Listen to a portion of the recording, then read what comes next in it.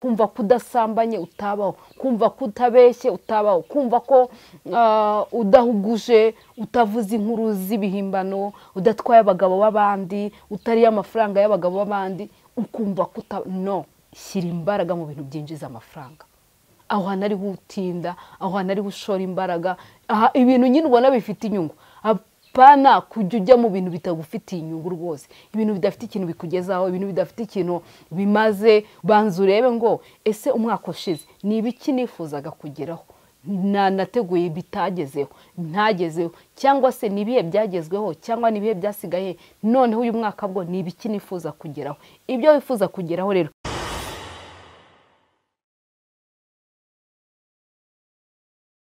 muraho neza, turabasuhuje aho muri mu mpande zose z'isi zitandukanye. Amahoro y'Imana bane namwe. Nta handi muri rero muri kuri Mubwire TV.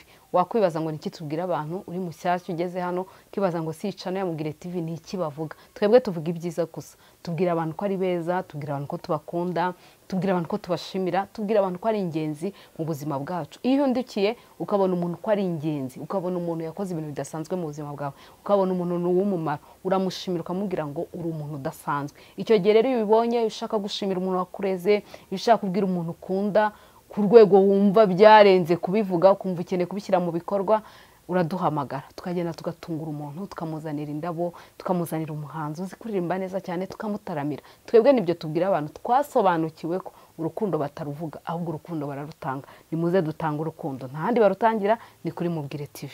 Mbere ko rero dutangira ibiganiro byacu, reka tubarangira ahantu mwakora ibintu by'ubwenge. Murabizi ko umutayeri wa mbere ni Grace, ubahiriza igihe kandi udoda neza. Nimero ni 0788559573. Grace arakudodera kandi umwenda akawugwera ku gihe. Uri mu Rwanda, uri hanze y'u Rwanda, imyenda arayikora, upfa kuba ufite umuntu uzayikugezaho akabigukorera neza kandi akayiguhera ku gihe. Ikindi abantu mukeneye imyenda myiza, amakanzu meza, amapantaro meza, imyenda yose yacaguwa myiza, Nunu arahari kuri 0788708835. Nunu akorera muri Chic, winjire ku muryango wa Access Bank, umuryango ukurikiraho niho Nunu akorera. Nunu wamuhamagara, Nunu wamwandikira akaguha imyenda myiza. Yandi uzajya wambara abantu bose bakakubaza ngo ninde wakwambitse, nta wundi ni Nunu. Hanyuma rero abakeneye imodoka nziza namwe zijyanye n'igihe za hybrid, Fabiola arahari kuri 0788981307. Wamuhamagara ukamubaza imodoka nshyashya, akaziguha akazikugezaho, bikarushaho kugenda neza. Hanyuma abakeneye amavaze, indabo, jardin, gukora mu rugo neza, Yvette nawe arahari kuri 0788651258. Uwo ni Yvette kubijyanye n'amavaze, aragufasha aguha amavaze meza. Hanyuma abashaka kurya neza, inyama, inkoko, Mubwire Tente nawe abahe ibintu byiza, abahe inyama nziza, ibintu bikiri fresh muzarya mukarushaho kugira ubuzima bwiza. Nimero ni 0788449484.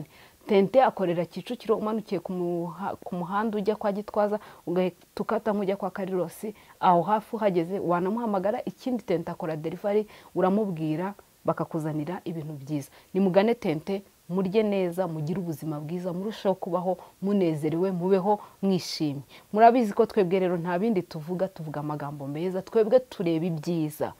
Twasobanukiye ko hari abandi, twaje no kumenya ko hari abandi bavuga ngo ibitagenda, bareba ibitagenda, ariko twebwe intego yacu ni ukubwira abantu ibyiza byabo, ni ukubwira abantu ibigenda neza, ni ukubwira abantu ibyo bakora bakabikora neza. Uwo ni wo muhamagaro wa Mubwire TV. Fatanya natwe rero, ushaka kugira umuntu utungura, ushaka kugira umuntu ushimira, ushaka kugira umuntu ubwira ibyiza bye, duhamagara nimero yacu iriho, ubundi tumubwire ko umukunda, tumubwire ko ari umuntu udasanzwe. Ikindi urashaka kubibwira umuntu kandi ukifuza ko bitajya kuri kamera, bitajya kuri YouTube, natwe nabwo duhamagare, turabikora neza, nabyo tuzabibahe mu byigumanire. Ibyo byose turabikora. Ikindi rero, kora subscribe, ukore no kukazogera, ntuzajya ucikwa n'ibiganiro byacu. Abantu benshi turabona ngo ikose ko tutakibona ibiganiro byawe. Mwakoze subscribe, ntimwakora kukazogera. Mukore kuri subscribe, mukore kukazogera. Kandi nimba uri kumwe n'abantu ukahita ubona ikiganiro, baza abo bantu muri kumwe ngo ese Mubwire TV murayizi, bakurikire Mubwire TV. Uzaba uduhaye inkunga ikomeye cyane. Ikindi rero ni ukubashimira, tubabwira ko muri abantu badasanzwe mu buzima bwacu, muri abantu b'umumaro, muri abantu b'umugisha, muri abantu mudufasha kugira ngo natwe ibiganiro byacu bigere kure. Turabakunda cyane kandi turabashimira. Ni ukuri mwarakoze. Turacyari mu ntangiriro z'umwaka, turacyabifuriza umwaka mushya muhire, turacyabifuriza kubagumana kandi munezerewe, turacyifuza ko Imana ibahaza uburame kandi ikahaza umugisha wayo, ibiganza byanyu byose bibone umugisha, byakire kandi bitange. Turabakunda. Uyu munsi rero nkuko nabwiye ko turi mu ntangiriro z'umwaka, ngiye kubabwira ibintu bike cyane bikeya byabafasha kugira ngo uyu mwaka uzabagendere neza. Nubyitaho ukabitegura neza, umwaka uzawurangiza uryohewe, umwaka uzawurangiza wumva nta gihombo ufite cy'ibintu byaba bitaragenze neza. Ikintu cya mbere rero ni ugutegura ibyo wifuza kugeraho. Ikintu cya mbere tegura ngo uvuge ngo muri uyu mwaka plan ufite niziye. Banza urebe ngo ese umwaka ushize ni ibiki nifuzaga kugeraho, nateguye bitagezeho, ntagezeho, cyangwa se nibihe byagezweho cyangwa nibihe byasigaye, noneho uyu mwaka bwo ni ibiki nifuza kugeraho. Ibyo wifuza kugeraho rero bitegure, hanyuma ubyandike neza, ubyiteho, ubishyiremo imbaraga, ndetse ukore cyane kugira ngo ibyo bintu, iyo mihigo wiyemeje, umwaka uzarangire wayisohoje. Ikintu cya kabiri, shyira imbaraga cyane mu bintu bikwinjiriza. Shyira imbaraga zawe zose zishore mu bintu bikwinjiriza. Ariko ikintu cya mbere, ahantu uzashora imbaraga, shora imbaraga mu bintu bikwinjiriza mu buryo bw'umwuka.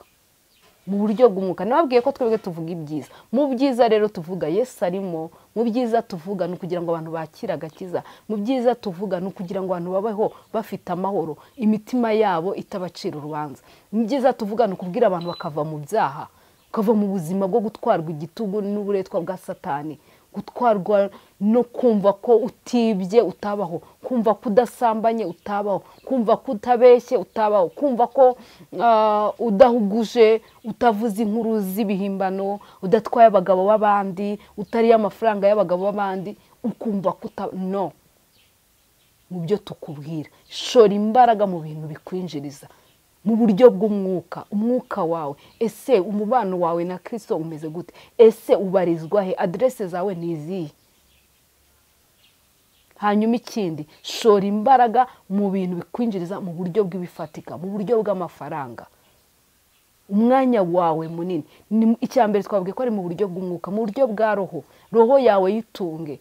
Nimba dutunga imibiri yacu tukayitungisha ibyo kurya, tukayitungisha kuvuga ngo iki gihe kirageze cyo kwiha amazi, dukeneye kunywa amazi, dukeneye kurya iki, n'umubiri na roho ikeneye igihe cyo kuvuga ngo dukeneye umubonano na Kristo, dukeneye gahunda rendezvous yo kubana na Kristo, dukeneye umwanya uhoraho wo kugirana ibihe by'ubusabane n'Imana. Hanyuma rero ikindi, shyira imbaraga mu bintu byinjiza amafaranga. Aho hantu ari utinda, aho hantu ari ushora imbaraga, ibintu nyine ubona bifite inyungu. Pana kujya ujya mu bintu bitagufitiye inyungu rwose, ibintu bidafite ikintu bikugezaho, ibintu bidafite ikintu bimaze. Umuntu ashobora kubaza, umuntu ashobora guhera mu gitondo, agenda kuva mu gitondo ahereye wenda saa 2 cyangwa duhere saa 3, aturutse saa 3 atashye izindi saa 3 z'ijoro. Muri gahunda zose afite, nta gahunda n'imwe yigeze imwinjiriza n'ibihumbi 5, tuvuge make ya 5. Gahunda zose yakoze ntizinjiza mu buryo bw'amafaranga, ntizinjiza no mu buryo bw'iki bwa roho. Aho hantu habiri ntaho washoye, ahubwo uri mu mpfabusa, uri gukora ibintu bitagize gute, bidafite ikintu bikumarira. Uyu mwaka rero utangira uvuga ngo ngiye gushora ahantu habiri, ngiye gushyira imbaraga zanjye ahantu habiri. Uzasoza uyu mwaka 2025 unezerewe, kandi uzawusoza utarigeze uhomba, ahubwo uzawusoza warungutse. Ikintu cya gatatu, ntugatinda ahantu udakenewe. Ahantu udakenewe cyangwa ngo utindane n'abantu batagukeneye.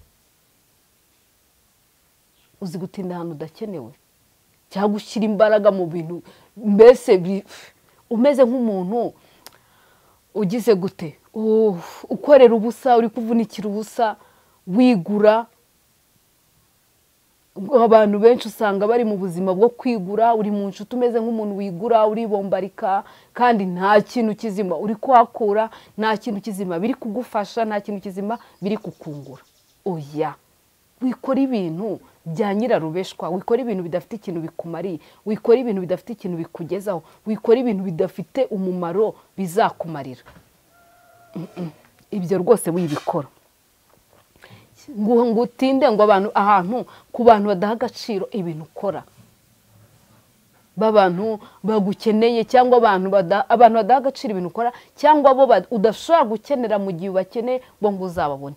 Umuntu kumva buri munsi ni wabwira ngwino mfashe abantu, ngwino ndebera abana, ngwino usigarire ku rugo, ngwino ndwarize umuntu, kandi wenda uwo muntu nta n'ikintu umupfana, uri inshuti ye gusa.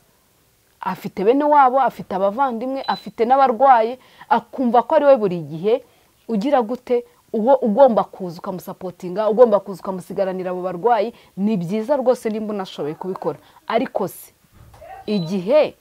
igihe nawe uzamukenera, icyo gihe uzamubona, icyo gihe uzamukenera nawe uzamubona, icyo gihe umwifuzaho umukeneye uzamubona.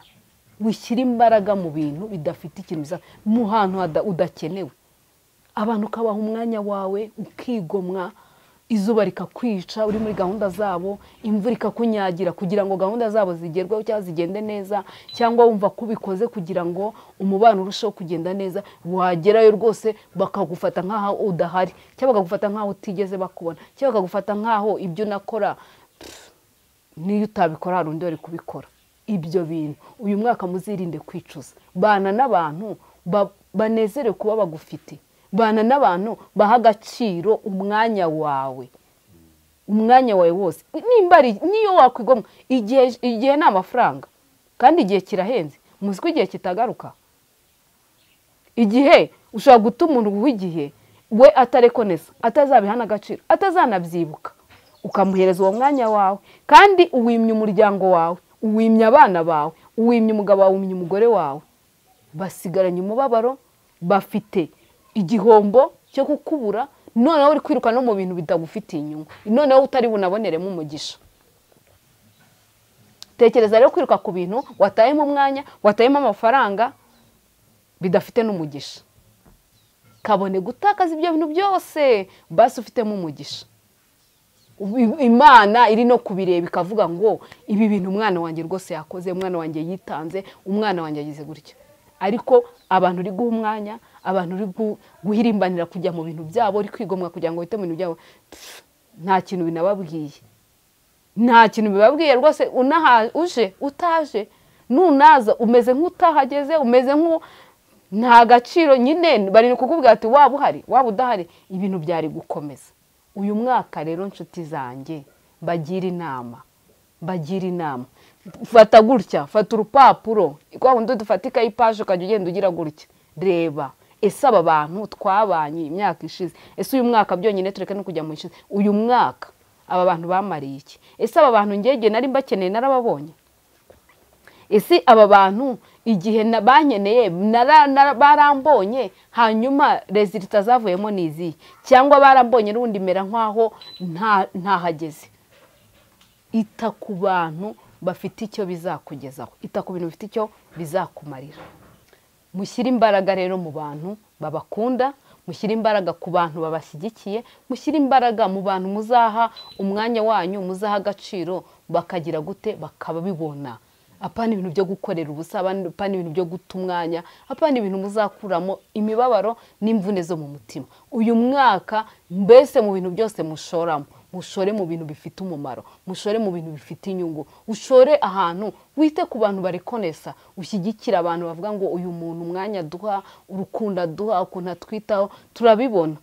Mugasigara n'umwenda wo kuvuga ngo se ngo uyu muntu tuzamukorera iki? Twe nk'urugero dufite umuntu dusapotinga kuri Mubwire, aradukunda natwe turamukunda, ntitumuvuze izina ariko ariyizi. Ariko usanga buri gihe iyo turi kumwe cyangwa dukurikirana akazi byagenze gute, ibintu mwakoze se byagenze gute, niyo atabonetse usanga ahangayitse. Turavuga ngo uyu muntu tumufitiye umwenda. Kubera iki?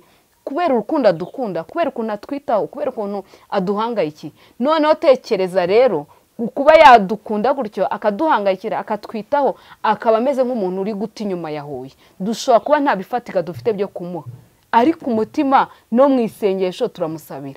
Kandi usanga timu yose tuba tuvuga ati se kanaka disi ko atabonetse, ariko disi kanaka aradushyigikiye, ubu se disi ko bitagenze gutyo, ukumva dufite icyo mwiza. Ibyo rero tubivugiye iki? Gutinda ahantu ukenewe, gutinda ahantu abantu babona koko wahageze. Apana kujya mu bintu ntibigaragare ko hari icyo wamazemo, ntibigaragare ko hari icyo wabikozemo. Uyu mwaka dufata ingamba nshya, izo ndi kubabwira nanjye ngiye kuzifata. Apana ibintu byo kuba mu buzima nk'ubwo kwigura, apana kuba mu buzima bwa maonesho bwo kwiyerekana kandi ibintu uri gukora nta musaruro uzabikoramo. Dushyira imbaraga mu bintu bizagira icyo bimara. Ikindi, mujye musengera abantu mukunda, musengera abantu mukunda, musengera inshuti zanyu, musengere imiryango yanyu, musengera abavandimwe banyu, ba bantu nyine mubifurize guhora babona ibyiza, amaso yabo abona ibyiza. Ubundi mubeho munezerewe, mubeho mukora, mubeho musenga, mube mu buzima bushima, mubeho mu buzima bureba ibyiza. Nibyo rero numvaga nababwira mu ntangiriro z'uyu mwaka mugomba kwitaho, mutegure ibintu mwifuza kugeraho, mujye mubikurikirana, ushyira imbaraga mu bintu uvuga ngo ibi bintu ndifuza ko mbigeraho, kandi se bizaca mu zihe mbaraga, bizaca mu buhe buryo, ese bizaca mu zihe nzira. Nimba ari abantu bazabigufasha, mutangire ubegere kandi ubasabe ibitekerezo, utangire ubabwire ngo nkeneye ko mungira inama, nkeneye ko mumfata ukuboko kugira ngo ngere kure. Turabakunda.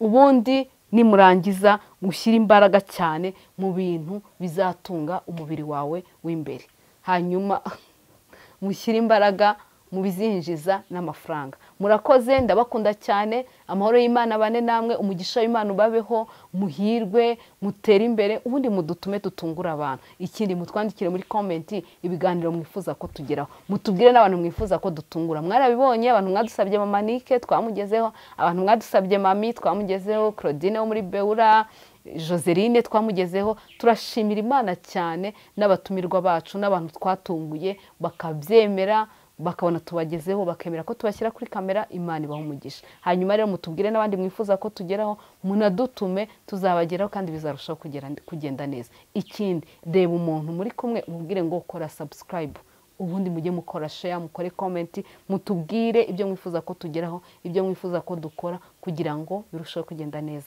Amahoro y'Imana bane namwe, umugisha wa Kristo ubomeho ibihe n'ibihe. Turabakunda.